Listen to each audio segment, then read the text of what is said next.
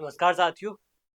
आज हम अब डिस्कस करेंगे प्लेटो के जो अलग अलग सिद्धांत हैं, अलग अलग पर्सपेक्टिव से उनके जो अलग अलग सिद्धांत दिए गए हैं उनको हम यहाँ पे समझेंगे।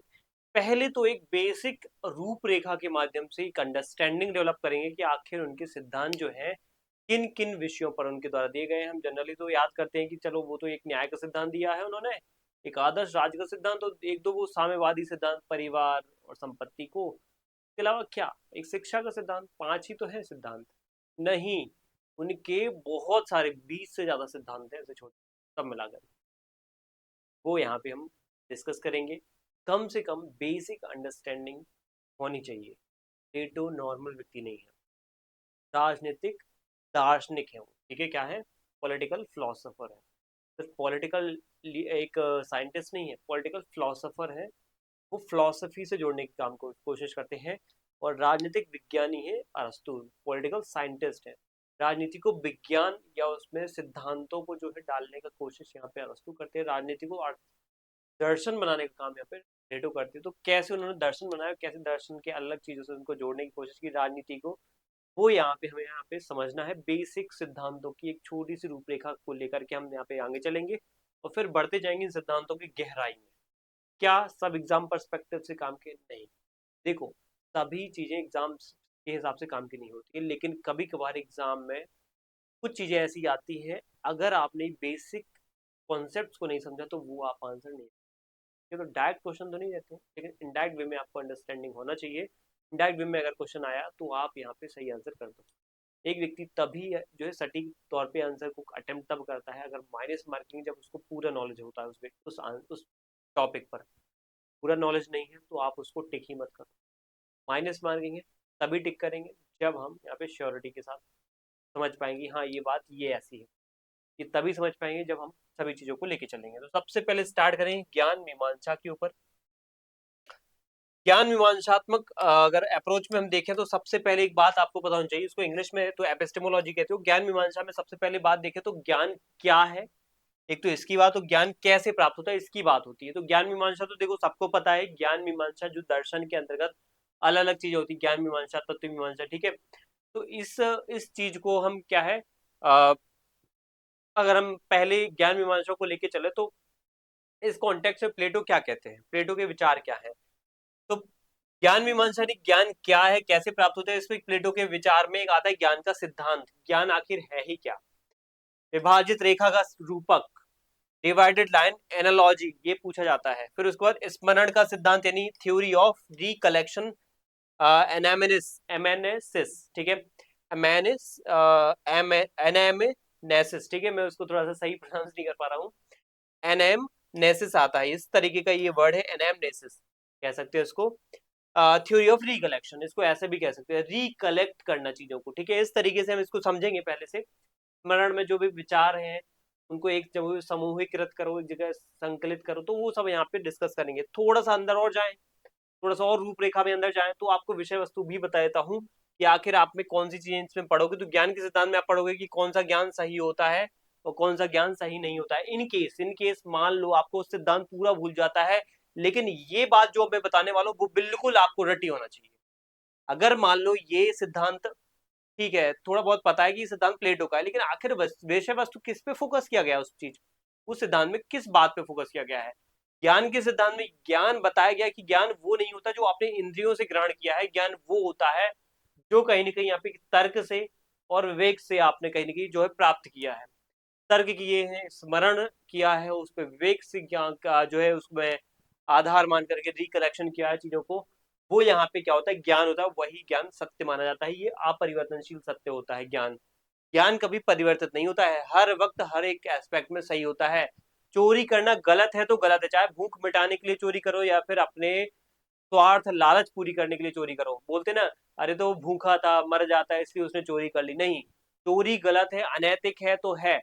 तुम मेहनत कर लेते, मजदूरी कर लेते, तुम घास खा लेते, पत्ते खा लेते, लेकिन चोरी करना गलत है। तुमने वो क्यों किया, वो चीज यहाँ पे देखी जाती है, वो चीज समझी जाती है। ये प्लेटो मानते हैं। ठीक है, तो ये हमें पता होना चाहिए कि इंद्रियगत जो अनुभव है वो यहाँ पे सत्य नहीं होते, जो कि सोफिस्ट मानते हैं। बाद में जो विचारक आते हैं जैसे प्लेटो अरस्तु, और उनके पहले सुकरात रहते हैं, तो वो यहाँ पे विवेक आधारित तर्क आधारित व्यवस्था को ज्ञान मानते हैं। विभाजित रेखा के रूपक में क्या होता है, डिवाइड लाइन एनालॉजी, इसमें कहते हैं कि ज्ञान की अवस्थाओं को 4 भागों में बांटा गया है। एक तो अनुमान यानी केसिया, एक विश्वास पिस्टिस, एक तार्किक यानी जिसको ज्ञान तार्किक ज्ञान जिसको डायनुइया कहते हो, विशुद्ध ज्ञान यानी नोएसिस।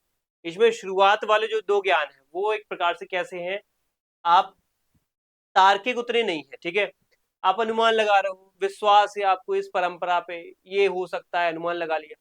लेकिन एक डायनिया जो होता है, एक विशुद्ध ज्ञान, वो अल्टीमेट होता है, या फिर जिसमें सबसे अल्टीमेट होता है वो प्रज्ञा वाला ज्ञान होता है, ठीक है, नोएसिस जिसको उन्होंने कहा है। तो इसमें विभाजित रेखा का सिद्धांत है, ये आपको 4 कैटेगरी की जो है ज्ञानों के बारे में बताता है, उसमें एक लाइन खींची गई है, ठीक है। स्मरण का सिद्धांत की बात करें तो ये होता है थ्योरी ऑफ रिकलेक्शन, ज्ञान बाहर से नहीं होता है बेटा, ये आत्मा अमर है, और अमर आत्मा के पास जो जो ज्ञान है वो असीम है, जो फिक्स। देखो हमारी आत्मा हमेशा हमेशा के लिए इसी शरीर में नहीं रहेगी, ये कल के दिन किसी और में जाएगी। तो आज इस शरीर के माध्यम से जो जो इस आत्मा ने ग्रहण किया है, ये ऐसा नहीं कि इसको भूल जाएगी, ये हमेशा याद रखती है। आत्मा के अंदर हर एक बात का जो है एक रिकॉर्ड रहता है, बस आप उसको रिकॉर्ड को ओपन कर लो, जितनी जल्दी हो सके उसको ओपन कर लो। आज मैं इतना ज्ञान ले रहा हूँ, तो ये कहीं ना कहीं मेरी इस आत्मा के अंदर भरे हुई चीजों को और खोलेगा, निकालेगा उसमें से कहीं कहीं। अब जैसे कई बार आपने प्लेटो का ज्ञान पढ़ा होगा, कई सारे प्लेटो के सिद्धांत या कोई भी विचारक के सिद्धांत पढ़ेंगे, अच्छा ये ऐसा होता है, मैं भी थोड़ा थोड़ा ऐसे मेरे दिमाग में ऐसे थॉट आ रहे थे, शायद ऐसा भी हो सकता था। मैं भी एक दिन ऐसे ही कुछ सोच रहा था, बैठा हुआ था कि जो है ना, ये क्या कहते हैं, ज्ञान, कुछ ज्ञान ऐसे लोगों का विश्वास करने वाला ज्ञान भी होता है, कुछ अनुमान करने वाला भी ज्ञान हो सकता है, लेकिन मैंने सोचा तर्क वाला ज्ञान ज्यादा बेटर है। ये तो मैंने भी सोचा था, प्लेटो ने भी यही कोई बात सोची, तो ये चीज कहीं ना कहीं हमारे अंदर ही भरी हुई है। हम किसी और से सुन लेते तो लगता है कि ये उसका ज्ञान है, ये उसने दिया है, उसने बोला है, लेकिन शायद ये आपके अंदर भी हो सकता है। उसने जल्दी पहचान लिया, आपने देर से पहचाना, वो बात अलग है, ठीक है। आपने उसको जल्दी से मान लो वो पहले प्रतिपादित करके चले गए हैं, ठीक है।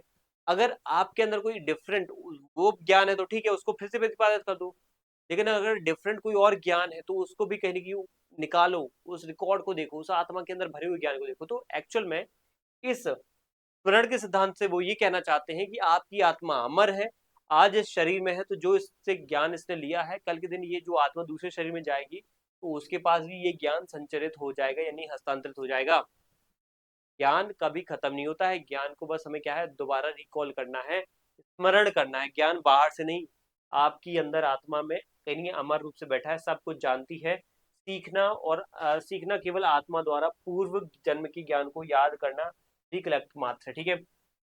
अब जो भी चीजें सीख रहे हो तो वो आप क्या कर रहे हो, जैसे आपने मान लो कई सारी चीज जल्दी से सीख ली, चलना सीख ली जल्दी से, शायद पिछले जन्म में और अच्छे से चलते होगे तो इस जन्म में और अच्छे से चलना सीख लिया, क्योंकि आपकी आत्मा को वो अनुभव है उस चीज का, ठीक है।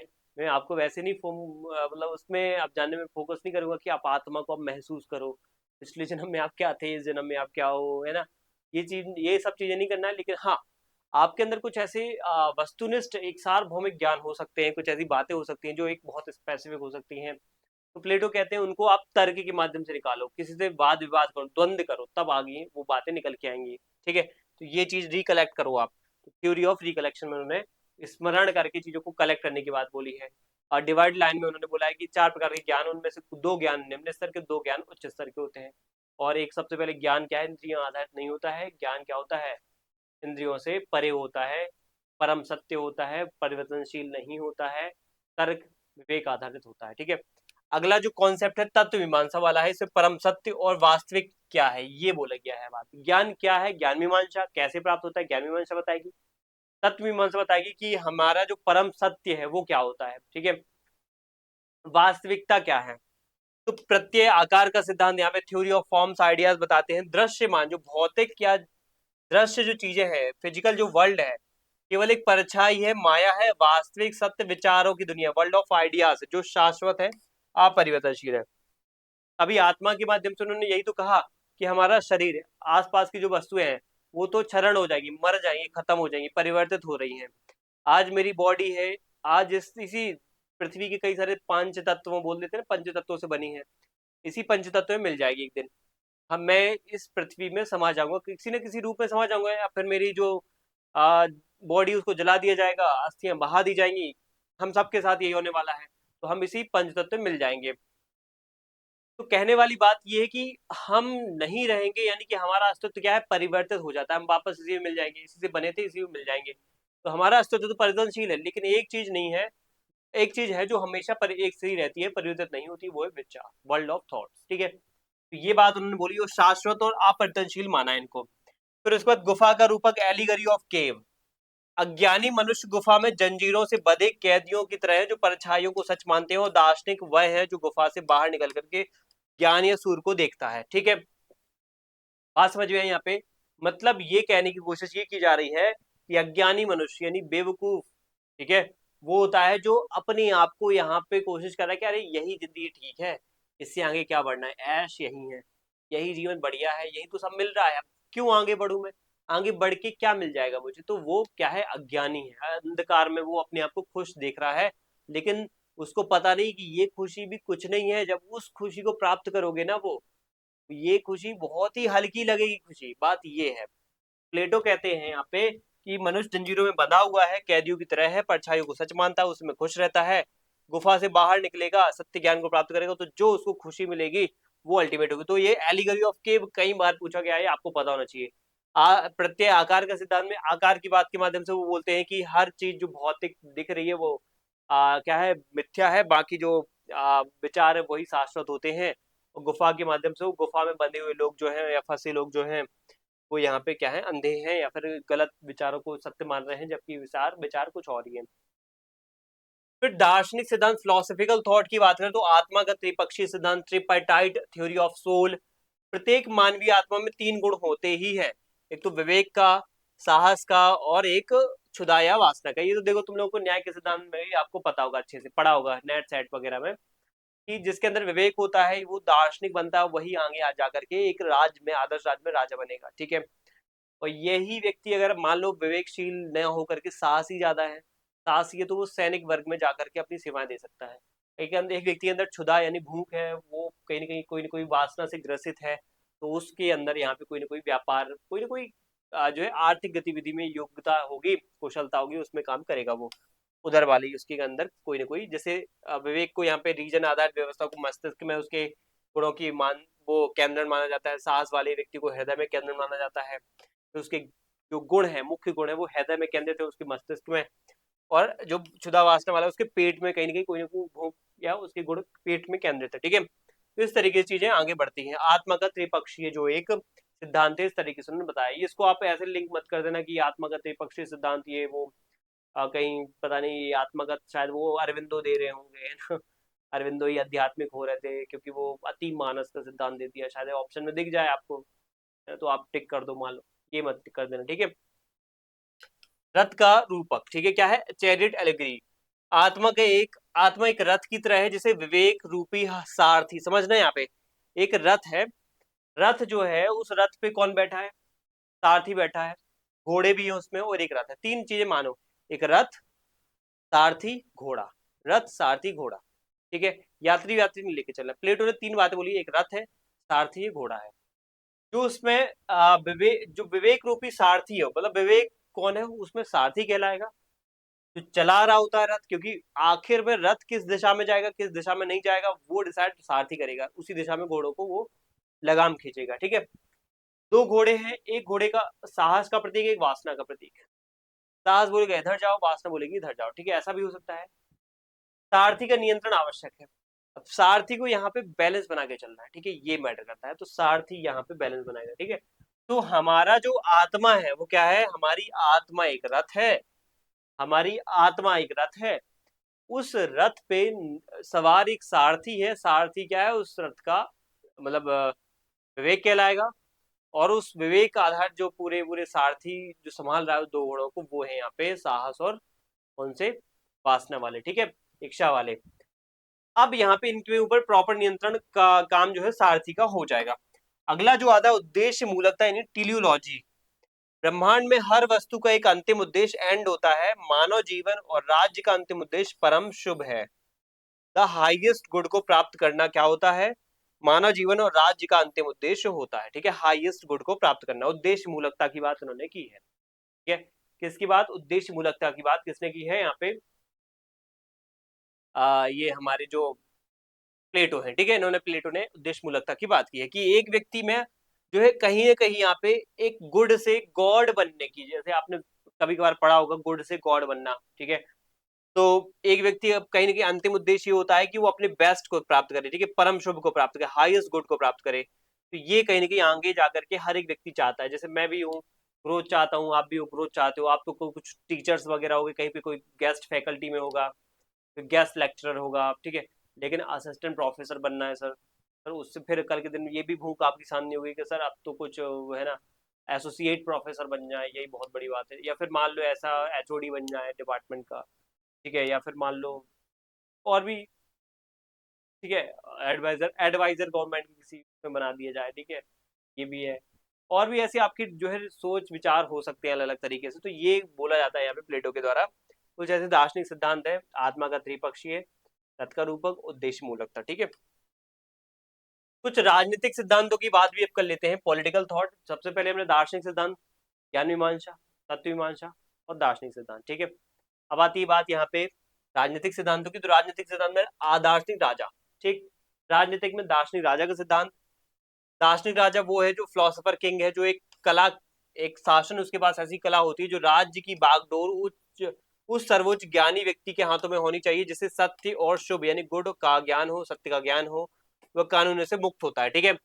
फिर कानून का शासन, रूल ऑफ लॉ के अंतर्गत हम देखें तो अंतिम कृति द लॉज में जब दार्शनिक राजा ना मिले तो लिखित कानून के आधार पर शासन सबसे बेहतर, ज्यादा यहाँ पे क्या होगा, बेस्ट होगा, सेकंड बेस्ट व्यवस्था यहाँ पे बोली गई है। तो कानून का शासन यहाँ पे स्टेटमेंट, सॉरी द लॉज के अंतर्गत बताई गई है। और लॉज के अंतर्गत उन्होंने बोला है कि जब शासक अच्छे से या राज मर्मज्ञ अच्छे से काम नहीं कर पाता तो फिर लॉज बना के हमें काम चलाना चाहिए। ये बात आपको पता है। संविधान का वर्गीकरण इन्होंने बाद में, स्टेटमेंट नाम की किताब है, जब रिपब्लिक लिखते हैं उसके बाद स्टेटमेंट लिखते हैं, उसमें बताते हैं कि 6 प्रकार के अब क्या होते हैं, अलग अलग संविधान होते हैं, और जो कुछ शासकों की संख्या और कानून के पालन के आधार पर मैटर करते हैं। उसमें राजतंत्र, कुलीन तंत्र और वैध लोकतंत्र, इन सब के इस तरीके से वर्णन करते हो, राजतंत्र को ज्यादा बेटर मानते हो, ठीक है। तो इस तरीके की चीजें आगे बढ़ती हैं। इसके बाद अगला जो पॉइंट आता है वो आता है आर्थिक आधार पर, ठीक है। आर्थिक आधार पर सिद्धांतों का वर्गीकरण करते हैं। श्रम विभाजन, श्रम विभाजन वही है जैसे आपको पता है समाज का उन्होंने जो है बंटवारा किया है, किस आधार पे, आत्मा के 3 गुण बताए हैं। एक व्यक्ति की आत्मा क्या होती है, विवेक आधारित। एक व्यक्ति की आत्मा जो होती है साहस के आधार पे। एक व्यक्ति की आत्मा क्षुधा आधारित होती है, भूख आधारित होती है, उदर आधारित होती है। तो ऐसे क्या है, अलग अलग जो ये चीजें होती है उसके आधार पर जो है श्रम का विभाजन भी हो जाता है।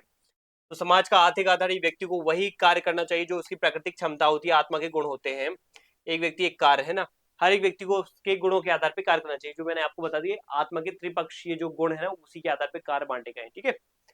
अब संपत्ति का साम्यवाद, ये भी आर्थिक आधार पे है। शासक को और सैनिक को, याद रखना, पूछा जा सकता है, ये बहुत हाईलाइटेड चीज है। राजनीति विज्ञान हमारा विषय है, फिलोसफी तो है नहीं, तो फिलोसफी के सिद्धांत ज्यादा नहीं आएंगे। हाँ, सिर्फ इतना पूछ सकती है सिद्धांत किसका है, या उसको कोई स्टेटमेंट ऐसा लिंक करते हैं वो, ठीक है। लेकिन आपसे ये सीधा पूछेंगे, इनके अंदर जाकर पूछेंगे शासक, और जो साम्यवाद बोला गया है, साम्यवाद बोला गया किसके लिए बोला गया है, आत्म संयम बोला गया, तो वो किसके लिए बोला गया है। साम्यवाद की बात रिपब्लिक में, संयम आत्म संयम की बात द लॉज में। तो किसके लिए बोली गई, तो शासक के लिए बोली गई, और किसके लिए बोली गई, और सैनिक वर्ग के लिए बोली गई है, अभिभावक वर्ग के पास होना चाहिए ये साम्यवाद। निजी संपत्ति घर या भूमि नहीं होगी, ताकि वे लालच और भ्रष्टाचार से मुक्त रह करके जनसेवा कर सके, ठीक है। ये बात यहाँ पे बोली गई है, ये बात हमें पता होना चाहिए। इसके बाद यहाँ पे सामाजिक सिद्धांत उसकी क्या है, तो सामाजिक रूप से न्याय का सिद्धांत सामाजिक कैटेगरी में आता है। और न्याय का सिद्धांत वो होता है जिसमें हम किसी व्यक्ति के साथ न्याय करें। न्याय कब होता है, जब उसको जो उसका हक है, जो उसको अधिकार है, जो उसका आवश्यकता है, ये ज्यादा बेटर पॉइंट है, जो उसकी आवश्यकता है, जो उसका हक है, वो उसी वक्त उसी समय पर सही तरीके से सही मात्रा में उसको उपलब्ध करा दिया जाए, वो उसका क्या है, अधिकार या वो उसका हक होता है, ठीक है। तो न्याय कोई कानूनी प्रक्रिया नहीं है। समाज के तीनों वर्ग, शासक, सैनिक और उत्पादक वर्ग, यानी शासक यानी विवेक, सैनिक यानी साहस, उत्पादक यानी कि जो उदर या भूख आधारित व्यवस्था है, उसके द्वारा अपना अपना काम करना और दूसरों के काम में हस्तक्षेप करना ना करना ही न्याय है। अपना अपना जो आपका हक है, जिसमें आप गुण रखते हो, आपकी कोई ना कोई क्षमता है, कोई ना कोई स्किल है, उसके आधार पे आपको काम करने दिया जा रहा है, कोई रोक टोक नहीं है, तो ही आपके साथ न्याय होगा। अदरवाइज ये अन्याय है। आपके अंदर गुण है, मान लो कोई अच्छा साहसी जो है क्षमता का, काम दे दिया आपको व्यापारी का, चलो पशुपालन करो आप, आपके अंदर है गुण है दार्शनिक का, वो आपको पशुपालन का काम करवाया जा रहा है, किसानी का काम करवाया जा रहा है, तो न्याय है ना ये चीज।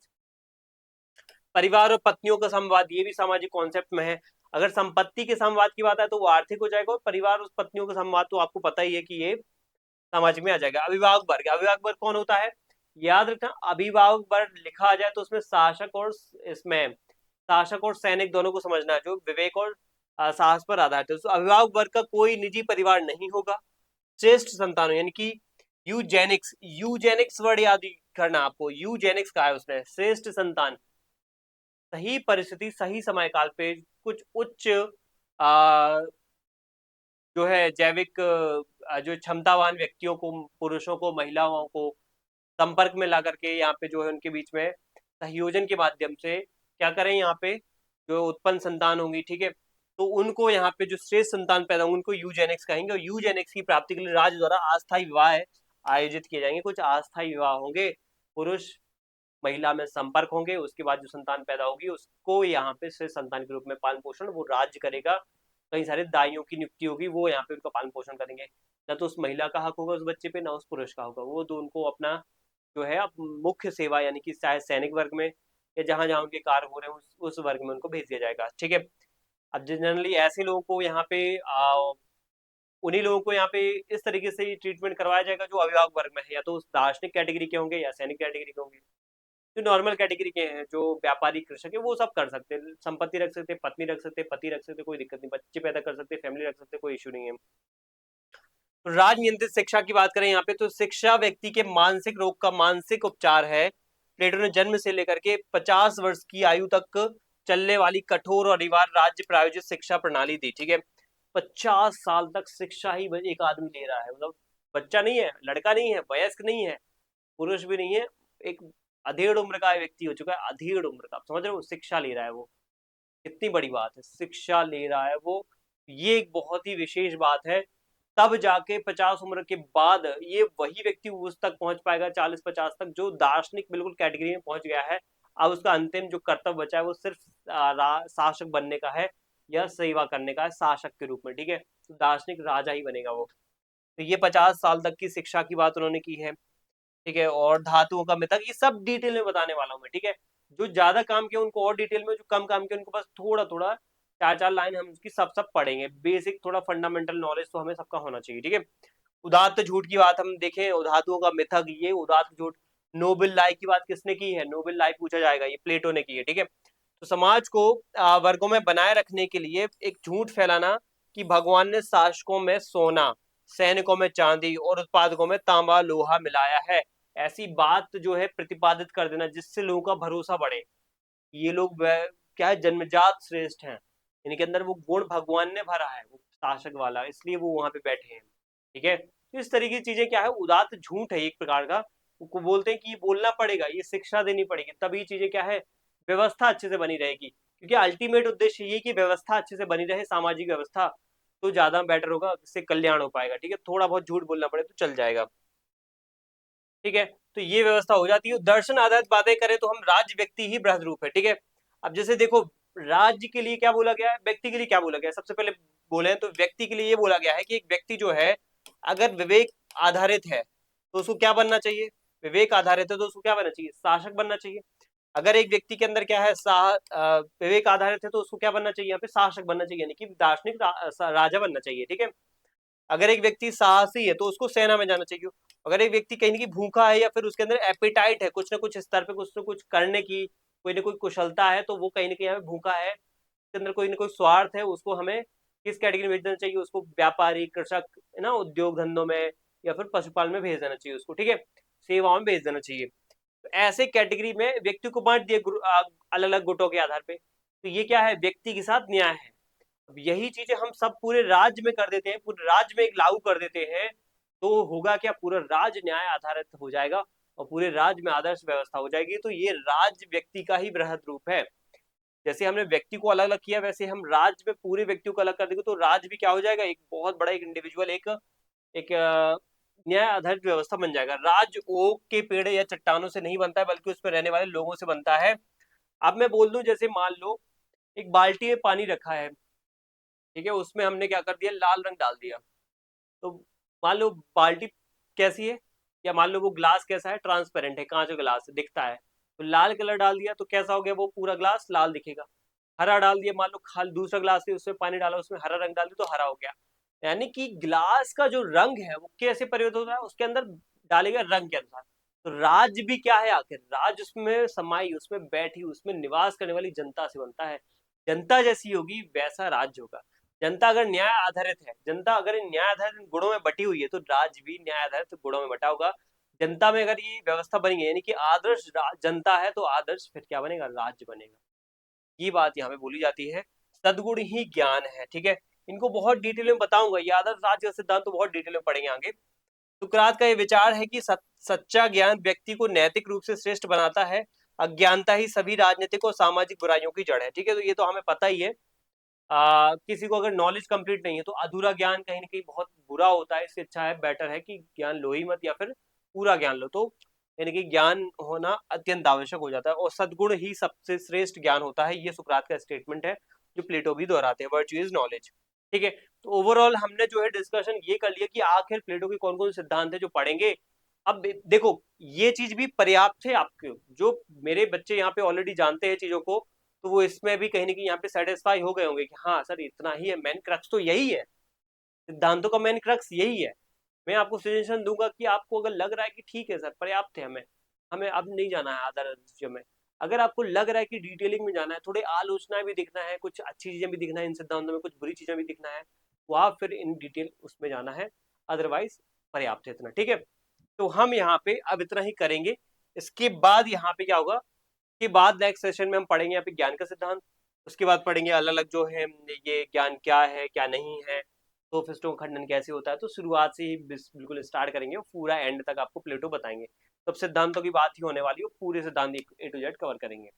चलिए, थैंक यू एंड जय हिंद, जो कि हम नेक्स्ट सेशन में करने वाले, ठीक है। थैंक यू एंड जय हिंद।